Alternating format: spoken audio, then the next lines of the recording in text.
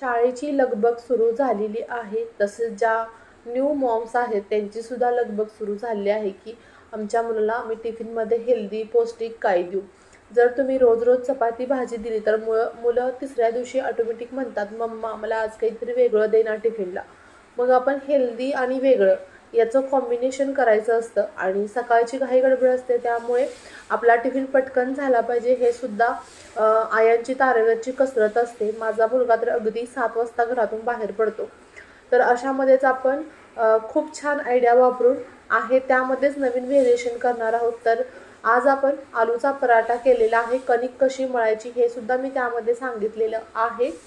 So क्षमा रेसिपीमध्ये जाऊन चॅनलला व्हिजिट करायचं आहे. नवीन चॅनलचं ओपनिंग आहे, त्यामुळे नाव टाकलं तर तुम्हाला सर्च होईल. आणि जर का तुम्हाला या आयडियाज आवडत असतील, पाहिजे असतील तर चॅनलला सबस्क्राईब करायला विसरू नका.